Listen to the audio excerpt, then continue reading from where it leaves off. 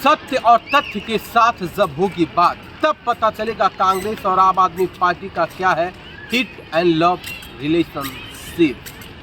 यमुना में लोटिया भाजपा ने नहीं, कांग्रेस ने लुटाई। सत्य, साहस और समर्पण के साथ करते हैं शुरुआत, और दिल्ली की सियासत में कितना बड़ा बदलाव। अरविंद केजरीवाल जो कट्टर ईमानदार और एक नए राजनीति को दिशा देने चले, अपनी ही सीट हार गए। वो अरविंद केजरीवाल जिन्होंने अन्ना हजारे अनशन से अपनी एक अलग पहचान स्थापित की, सत्ता और सियासत के गलियारों में जिनका नाम खूब चर्चा में बना रहा।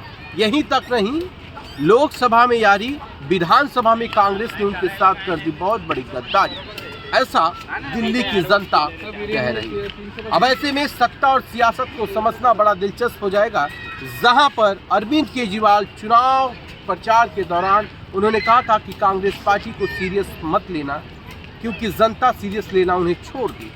नतीजे भी उसी तरह के कुछ आए। आम आदमी पार्टी जहां बहुत हद तक टक्कर की लड़ाई लड़ी, वहीं कांग्रेस पार्टी को 0 सीटों पर संतुष्ट होना पड़ा। 0 सीट पाने के बाद भी कांग्रेस पार्टी एक तरफ खुश है कि अरविंद केजरीवाल हार गए और अरविंद केजरीवाल सत्ता से बाहर चले गए। वहीं पर भारतीय जनता पार्टी को जितनी उम्मीद नहीं थी, उससे ज़्यादा उनको सीट मिल गई। अब सियासत के सलाहकार और समझदार अलग अलग तरीके, अलग अलग नीति बताने में लगे हुए हैं।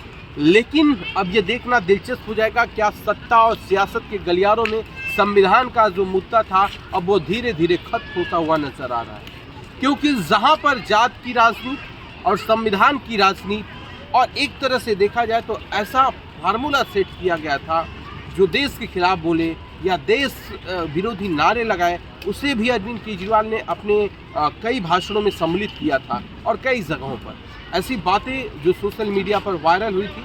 सत्य, तथ्य और फैक्ट तो अभी तक सामने उतना नहीं आया, लेकिन अब क्या ऐसा माना जाए कि जो भारतीय राजनीति है, अब वो एक अलग तरफ जा रही है? क्या माना जाए कि दिल्ली की राजनीति में कुंभ का भी असर पड़ा है? कुंभ का जो बड़ा सनातनियों का एक समागम हुआ, उसका असर पूरे देश में ही नहीं, विदेशों में भी देखने को मिल रहा है। अब ऐसे में सनातन संस्कृति, संस्कार, सभ्यता को मानने वाले लोग क्या फिर भारतीय जनता पार्टी को अपना विश्वास मत दे करके, और भारतीय जनता पार्टी क्या उनके विश्वास मतों पर अब खरा उतरेगी? सत्ता और साहस और सियासत के गलियारों में क्या कुछ होगा? लोगों की निगाहें इस पर